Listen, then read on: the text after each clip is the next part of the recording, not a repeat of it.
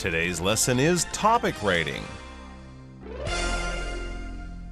Hi, I'm Mike. And I'm Hanny. And today we are going to be looking at a very interesting essay on the topic of choosing a personal robot. This is something I've never actually thought about, let alone written an essay about, but maybe I should, because robots are becoming more and more common, of course, in the world. We have a lot of people might have a vacuum cleaner robot kind of rolling around their kitchen floor, their living room floor, tidying up, and eventually in the future we might have our own personal robots. You won't have a personal assistant or a secretary. You'll have a robot that follows you around and does everything you need it to do, all of those boring little tasks. So have you ever thought about choosing a personal robot? Well, now is the time to do that, and there's a few different things to think about when we talk about our little robotic assistant.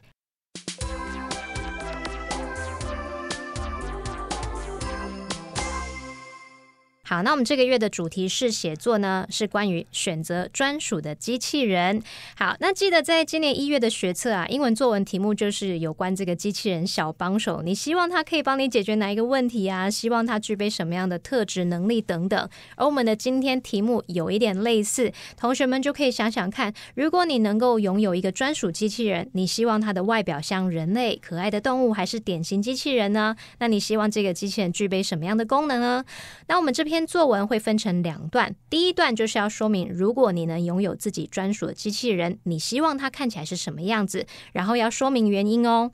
第二段是要说明你希望这个机器人具备什么功能或特质，可以如何在生活中来发挥作用。Okay, so now it's time to do some writing practice. All right. So logically, one of the first things you would think about and one of the first things to write about in your essay or composition on your perfect personal robot is, what does it look like? Of course, because you can have almost anything. You want a scary robot like you see in science fiction movies that looks like it's going to attack you? Well, that's your personal choice. But a lot of people probably wouldn't choose that. What about choosing something cute? What about choosing something very familiar? So in our essay, we can see here that the writer is choosing a cute puppy. If I ever get that chance, I'd want my robot to look like a cute puppy. Why not? Or even a cute kitten, if cats are more your style. This puppy bot would have big, cute eyes and long ears. So I'm imagining kind of a robot that looks like Snoopy from the Peanuts comic strip. And its metal components would be covered in padding and fur so that it'd be better to cuddle with. Oh, so this robot is not just going to be, helping you out with your daily tasks. It's also sort of a comfort robot, a comfort bot, I guess you could call it. If you're going to be cuddling with it, that means you're hugging it. And of course, you don't want to hug something that's sharp and metal and cold. You would want the metal components or parts to be covered in padding. 好，那我们首先第一段是要说明你想要的专属机器人的外表，并说明原因。那我们首先就要来描述这个机器人的外表咯。像课文范例他有提到说，会希望机器人看起来像一只可爱的小狗，可能会有又大又可爱的眼睛，长长的耳朵，然后在金属零件上面还会覆盖着填料和毛皮，就很像娃娃一样，很适合拥抱。那换我们来写写看，也许你可以希望你的梦想机器人是一个经典的那种样子，你在电影里面可能你想象的那种样子，所以也许你可以说，如果我能让我的这个梦想机器人实现，我会赋予它经典的机器人外表。你就去想象一下这个闪亮亮的金属伙伴，然后有着精致的设计，有着效率高的功能。好，那补充一下，我们要把这个想象变成现实，也许你可以用到这个用语叫 bring something to life 来描述让什么活灵活现，使什么栩栩如生，让某个想法实现成真。另外呢，可以用到一个句型是 if 主词 were to 加上原形动词，它可以去表达未来的假设情况，所以你就可以说 if I were to do something I would 怎么样怎么样，就是如果怎么样，要是怎么样的话，我会什么什么。那这样的句型通常是用来指未来发生几率很低或者是极不可能发生的情况。好，那我们现在就来请 Mike 老师告诉我们这个句子可以怎么写。If I were to bring my dream robot to life, I'd give it a classic robotic appearance. Imagine a shiny metallic companion with a sophisticated design and efficient functionality. 好，那我们接着就要来谈谈这个原因咯。So we're going to talk about the reason why you choose your robot like that. Right. Now we know what the robot will look like. Let's talk about what the robot will actually be doing for you. Some people would like to cuddle with their robot. Other people would like the robot to be a very functional type of thing, efficient functionality, as we saw that second type of robot design. So that means it's just going to do its job and serve its purpose. It's more of a tool rather than a companion. But thinking about a robot that looks more like a puppy that you can cuddle with, that can comfort you when you're having a bad day. We could also look at a robot as a dog, as we mentioned, and it might even act like a dog. Maybe having a dog is too difficult for you. Perhaps walking it and feeding it and taking care of it. And of course, dogs do have a limited lifespan, right? When anyone loses a pet, it can be heartbreaking. But having a robot dog that will live forever, or as long as you keep fixing it, might be a very great comfort to a lot of people in more ways than one. So we could talk about it that way. I've always wanted a dog, but allergies, another good reason, have prevented me from having a canine companion. Canine, of course, referring to dogs. And yes, if you have allergies, you're allergic to the fur, to the hair, to the skin of the dog, and it can cause people to sneeze. Same thing with cats. If it was a cat, we would have a feline companion. That's the word that we use to talk about cats in general in a scientific way. Same type of thing, though. People might have allergies. So in this case, if it's going to be your comforting companion, your best friend, you could have a robot that has the qualities of a real dog so that you can finally have a canine pal, or the qualities of a real cat so that you can finally have a feline pal. And yeah, for people who love dogs and cats but can't stand to be around them because it causes them to sneeze or have an allergic reaction, this might be a perfect solution. 好，那我们描述完自己想象的专属机器人的模样，那接着要说明原因咯。好，那像课文范例他就提到说，他一直想要有一只狗，但是过敏让他没办法拥有狗狗的伴侣，所以呢，他会希望说机器人就具有真的狗的特质，这样就可以拥有一个狗朋友。所以难怪他会把它描述的就像娃娃一样，可能又有毛啊，然后毛茸茸那种感觉可以拥抱，对不对？那接着换你写写看呢，回到我们刚刚说要有这种经典机器人的外表，也许你可以来说，你这个选择是源自于你渴望有一个机器人可以在协助日常任务，这是它主要目的嘛，在这上面可以表现出色，然后又可以保有熟悉可以识别的机器人形态，具有标准外观的机器人，然后确保执行各种动作的实用性，没有需要有那些复杂性，反正你就是经典的外表，然后可以做你该做的事，把它做好就好了。那补充一下，我们在说明选择的原因时，除了用到连接词 because 或者是 so， 你也可以用副词 therefore 或者是 thus 等等。那除此之外，你还可以用到像 this choice comes from 什么什么， this choice stems from 什么什么，去表达说这个选择是源自于什么什么，为什么你会有这样的选择。好，那我们接着就请 Mike 老师告诉我们，换你写写看可以怎么写。 This choice stems from my desire for a robot that excels in its primary purpose, assisting with everyday tasks, while maintaining a familiar and recognizable robotic form. A robot with the standard appearance ensures practicality in performing various actions without unnecessary complexities. 好，那我们接着要进入第二段咯，就要来说明你希望这个专属机器人具备什么功能或者是特质，可以如何在生活中来发挥作用。 So let's move on to the second paragraph of our practice. So here, the writer is kind of saying, as an only child, I often experienced loneliness because I had no one to talk to. Okay, so that is a little bit more personal and a little bit more unique and individual to that person. Perhaps they came from a family where they had no brothers and sisters. So this kind of situation is not the same for everyone. So that is an interesting insight into the writer's point of view and their way of thinking. If I could have a puppy bot, I'd wish for it not only to listen to my concerns, but also to interact with me and offer constructive feedback just like a real friend. So this is a very interesting point here. We're looking at a puppy not just to be a puppy so that it kind of looks at you and takes care of you and it kind of understands when you're feeling down, but it actually might talk back to you. It might actually give you advice and provide sort of a counseling service, which of course dogs can't do. They can understand maybe your emotions, they can have a feeling that you're upset or you're unhappy, and they can kind of come up close to you and give you that sort of physical comfort. But if you look at your dog and say, I had a fight with my best friend today and I feel terrible, how can I make this situation better? The dog's just going to look at you with those kind eyes and go, and that's about it. It's not going to say, well, I think you should really listen to their feelings and respond in a certain way, kind of like a counselor or a psychologist might like. Well, that's what this person is imagining their perfect puppy bot could do. They could interact with you, talk back to you, offer constructive feedback like a wise counselor, like a best friend or someone who has some insight into people's emotions and things like that, just like a real friend. The unique advantage would be its infinite patience and constant readiness to meet my needs, which would set it apart from human friends. Because, of course, yes, sometimes we have problems and our friends are there for us, but our friends might have problems too, or our friends might be busy that day, or maybe our friends are like, oh, you're always getting in fights with people and I'm always helping you solve those fights. I'm getting tired of this.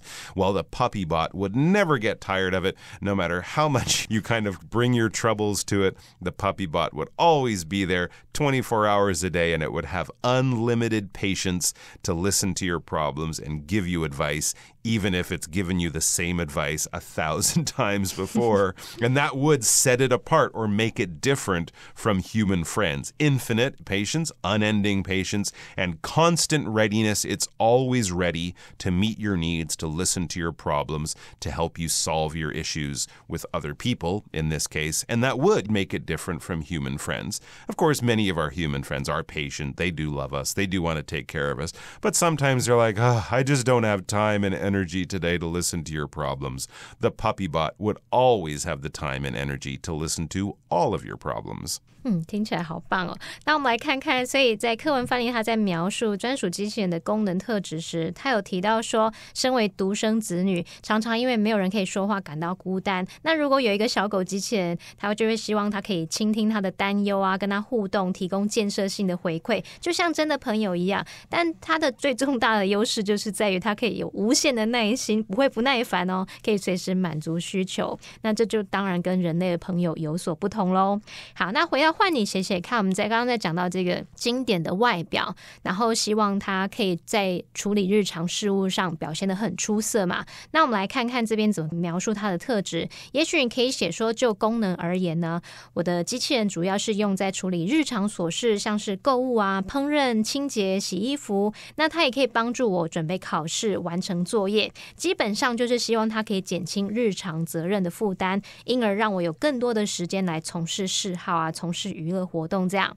好，那我们补充一下，我们要描述说就什么什么而言，你就可以用到 in terms of， 就是表达就什么而言，从什么方面来看。那这很好用，就可以帮助你从特定面向或者是某个面向来去讨论事情来做解释。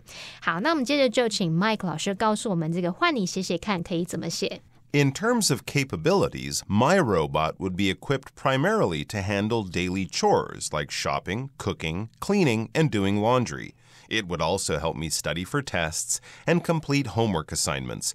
Essentially, I'd want it to reduce the burden of everyday responsibilities, thus giving me more time for hobbies and fun. 好，那我们接着就要进入结论咯。So now let's move on to our conclusion. All right, the conclusion is sort of wrapping things up, boiling things down to just a few words or a good sentence, and that gives everyone the chance to basically re-remember all of the things we mentioned even from the beginning and tie it up with a nice bow, kind of present it in a nice, neat package. And what we have here is with its tireless mechanical mind, my robot friend would always have my back no matter what. There you go. With its tireless mechanical mind, it doesn't get tired. It's tireless mechanical mind and tireless emotional reserves. I guess you could also say it'll always be patient and listen to your problems, even if it's heard them many times before. My robot friend or my puppy bot would always have my back. If someone has your back, it's always there to support you. It's always there to lend a hand, to be your best friend, to be your ally, to be in your corner, as we might also say, no matter what. No matter what, meaning nothing would sort of stop it from doing this. It would never get tired. It would never be too busy. It would always be there 100% backing you up. 好，那像我们课文范例他提到的结论，我们这边当然就是要前后呼应来重申这个机器人对你的意义嘛。那课文范例他提到说，凭借着不会疲倦的机械思维，我的机器人朋友无论如何都会永远支持我。好，那我们回到我们换你写写看，这个可以协助你日常事务啊，然后让你有时间可以去从事你的娱乐嗜好。那这部分我们要写结论的时候，也许你可以说，换句话说啊，透过解决我日常生活中的一些基本需求，我勤奋的机器人助手将让我可以自由的做更多我真正喜欢的活动。好，那接下来我们就来请 Mike 老师告诉我们说，换你写写看可以怎么说。In other words, by taking some basic demands of daily life off my plate, my industrious robot helper would give me the freedom to do more of the activities that I truly enjoy. 好，那我们现在做完一些写作练习，准备要来看整篇 essay 咯。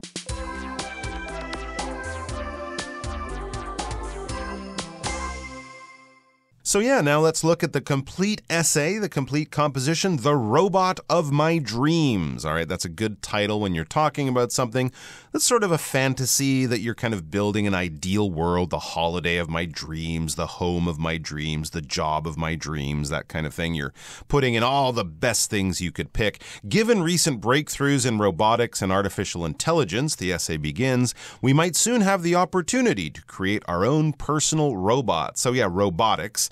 Talking about robots. If you're into industrial design and the engineering of robots, the building of robots, the science of robots, you're into robotics. A lot of students are actually learning this at school too. So your kids might have robotics homework if they're coding and programming little robots.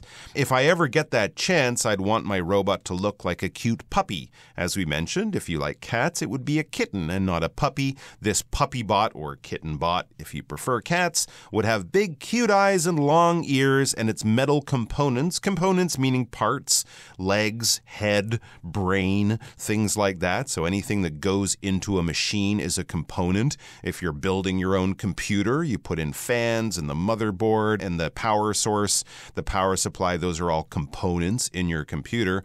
It would be covered in padding, something very soft, kind of like a cushion. You could also say it would be covered in fur or something like that, and we use that term there, fur. Of course, the hair of an animal is its fur, and it's better to cuddle with. If you hug something and if it gives you comfort, like you might cuddle with your boyfriend or girlfriend as you're watching a movie or something like that, cuddle your kids if they're unhappy.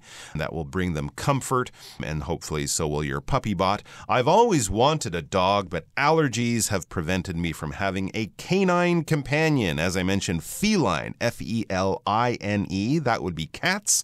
So if you have a kitty bot, you would have a feline companion, a companion meaning a friend. Someone who does stuff with you could be your companion. It could also just be someone you're traveling with. Maybe you're on an airplane and you strike up a conversation with the person sitting next to you. You've never met them before, but that could be your travel companion.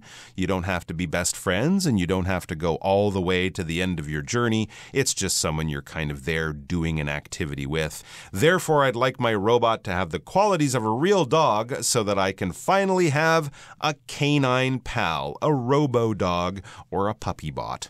好，那我们来看第一段呢，这边它有用到 robotics， 它就是表达机器人技术啊，或者是机器人学。然后它还有用到这个 puppy bot， 这个 bot 其实就是 robot 它的非正式说法。那就像 Mike 老师刚刚也有提到这个 kitty bot， 这就是讲这个机器小狗啊，机器小猫。还有像我们有时候也有听到这个 chat bot， 它就是聊天机器人的意思咯。好，另外我们第一个段落呢，它还有用到这个 canine， 它是描述狗的犬科的，那 feline 就是用来描述猫科的。好，那我们接着来看第二个段落。So as we mentioned, the first part is very logical. It's kind of saying what kind of robot you want, what it would look like, and what it would kind of do for you. Then the second part is the real meat of it. It's the real personal part. Why? As an only child, the writer tells us, okay, that's interesting. So you grew up in a family with no brothers and sisters. As an only child, I often experience loneliness because I had no one to talk to. Yeah, I'm sure a lot of grown-ups and adults can remember as kids, if they didn't have brothers and sisters, they might have been lonely. You know, it's always nice to have friends and schoolmates, but you can't hang around with them all the time. So you could feel loneliness, the sense of being lonely. If I could have a puppy bot, I'd wish for it not only to listen to my concerns, my worries, my concerns, the things that are on my mind that are bothering me, but also to interact with me, to play with me, to talk with me, to do stuff with me. You can interact with people in all sorts of ways, in a very active way, by talking or, by playing with them, or just by spending time with them, and offer constructive feedback. Something constructive is valuable. It helps you out in some kind of way. It brings you some kind of benefit. And feedback is basically a response. If I give you an answer, that's feedback. If I tell you my opinion of something, that's feedback. If I tell you what I liked or didn't like about something you did, that's feedback. It can always be useful. Just like a real friend. So hopefully the feedback comes with some kindness. It's not just insulting. It's not just criticizing. You're terrible at this and you're awful at that. No, it will be positive feedback or constructive feedback. You're not so good at this. Why not try it this way? Trying to tell you what you're not so good at, point out your flaws, but then also point out solutions to those flaws or ways of improving yourself. The unique advantage or the special advantage or edge, the special benefit, would be its infinite patience, infinite, never running out. Infinity, of course, is a number that never ends, or, space is infinite. There's no end to it, basically. And constant readiness to meet my needs, which would set it apart from human friends. Your human friends get tired of listening to your problems, or they just have to go home. They have to take a nap sometimes, so they can't constantly be there for you, unlike your robot. With its tireless mechanical mind, we could say mechanical. I guess you could also probably say digital mind because it's a robot, but it's talking about a machine, something that's not biological, that's not natural. It's something artificial that's made by people, made from parts instead of by nature. My robot friend would always have my back. It would always be there for me. It would always be there to support me no matter what. Sounds pretty good. 好，那我们这个段落只要来讲这个就是 have somebody's back 或者是 have got somebody's back 表示全力支持和保护某人。那这个片语常用于北美英语当中来表达说保护正在从事危险事情的人啊，或是掩护某人，就像在战场上为了防止被敌军从后方偷袭，要帮战友来注意后方是否有敌人。所以 I've got your back 就是带有那种我和你站在同一阵线，别担心，我罩你，我会支持你的那种语义哦。好，那么以上就是我们今天的课程咯。And that's all the time we have. So we hope you have a good friend or a robo-dog, the puppy bot, that's got your back. But we always have your back for learning English. So come on back and we're going to have more great content for you very soon. Until then, all the best. Take care and bye-bye. Bye-bye.